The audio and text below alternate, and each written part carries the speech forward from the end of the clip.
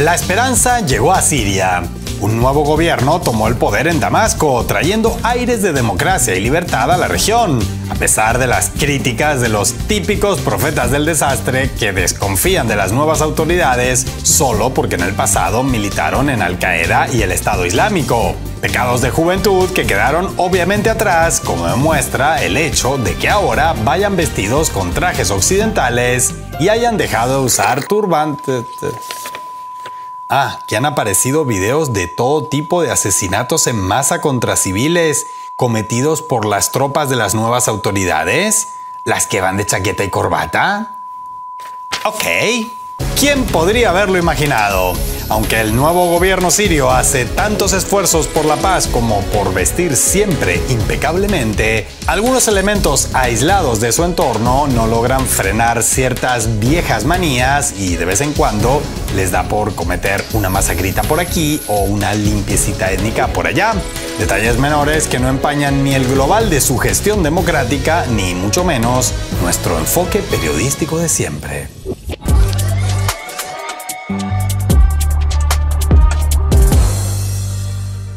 No era muy difícil de prever, pero las nuevas autoridades sirias, surgidas de Al-Qaeda y el Estado Islámico, se están comportando como si hubieran surgido de Al-Qaeda y el Estado Islámico. Después de un par de meses tratando de guardar las apariencias, con poco éxito, todo hay que decirlo, en estas semanas se lanzaron a un auténtico frenesí de asesinatos contra civiles, la mayoría del grupo étnico-cultural de los alawitas. A 3 meses de la salida del poder de Bashar al-Assad, la violencia se desbordó en Siria. Ojo, no es que desde diciembre de 2024 hasta la semana pasada la nación árabe fuera un remanso de paz, para nada. De hecho, todo apuntaba a que un estallido así era cuestión de tiempo. Aunque las altas autoridades interinas del presidente autoproclamado Abu Mohamed al-Julani ofrecen un discurso de unidad, inclusión y tolerancia, el hecho de que el gobierno interino esté conformado exclusivamente por un grupo fundamentalista altamente fanatizado hace que a ellos mismos les resulte tan difícil demostrarlo como a la mayoría de la humanidad creérselo.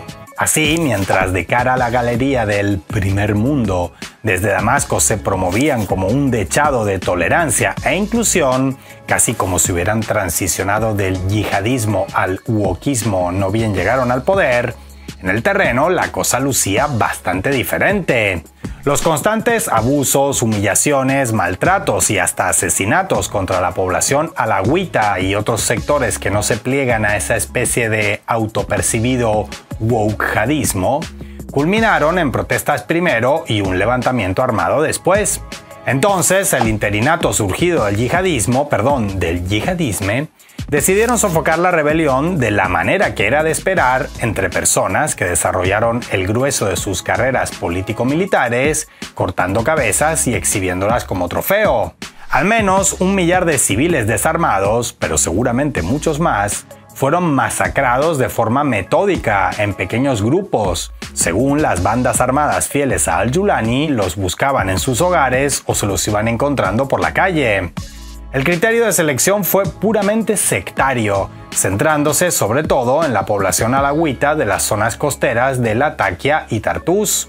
No importaba que se tratara de personas civiles, ajenas a cualquier levantamiento armado, ancianos, mujeres o menores.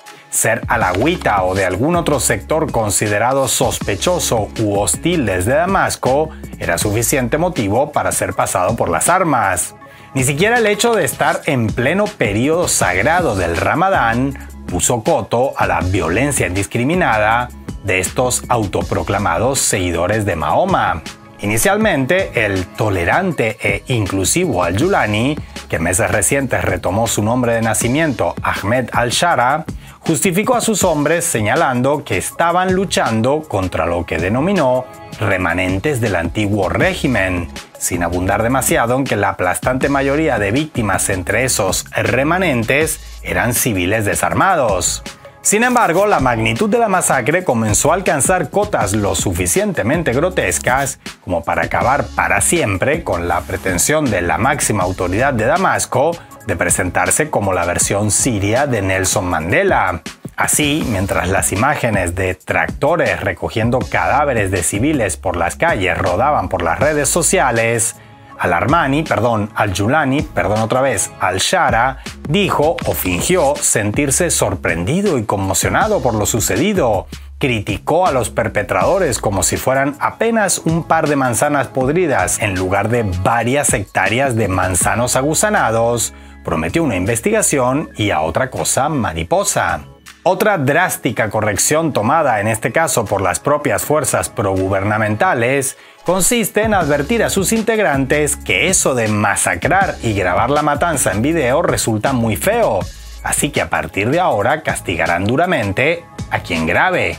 La versión yihadista de aquel chiste del borracho que lee un libro sobre los estragos del alcohol y toma una decisión difícil, dejar de leer.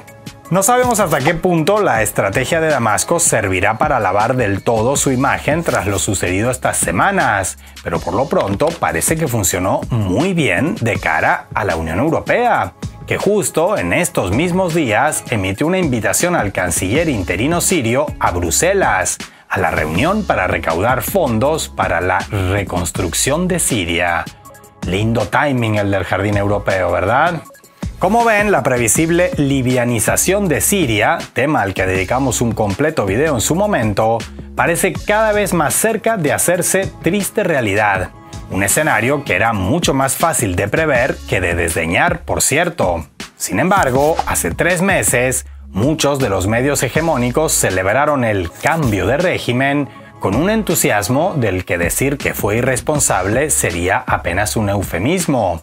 Hoy la mayoría de aquellos entusiastas se muestran sorprendidos y compungidos por los sucesos de estas semanas, como si hubiese sido algo imposible de vaticinar, mientras permanecen inusualmente callados o nos regalan titulares en los que una masacre indiscriminada de civiles se presenta como frenar la ola de violencia o apenas arroja dudas sobre la gestión gubernamental.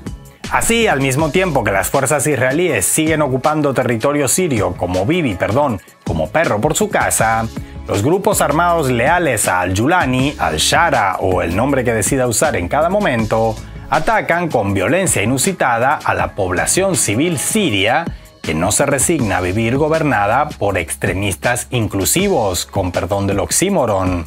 Una población que ahora busca escapar hacia Líbano o guarnecerse en las bases militares rusas de Jmeimim y Tartus, que ya acogen a varios miles de refugiados.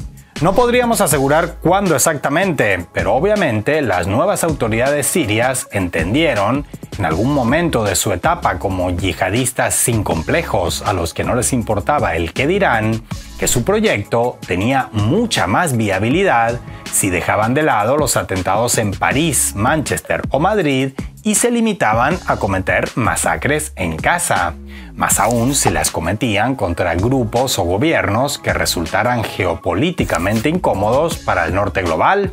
En estos años, los hechos les demostraron que siguiendo ese rumbo, gozarían de cada vez mayor impunidad y, en el caso sirio, podrían realizar actos decenas de veces peores que los atribuidos a las fuerzas de Al-Assad sin prácticamente enfrentar consecuencias por ello. Y así es como llegaron a la misma conclusión a la que tarde o temprano llegan todo tipo de grupos delirantemente fanáticos en todo el mundo, que el occidente colectivo no le perdona ni el más mínimo pecado a quienes desafían su dominio, pero a los que se arrastran ante ellos les tolera prácticamente todo.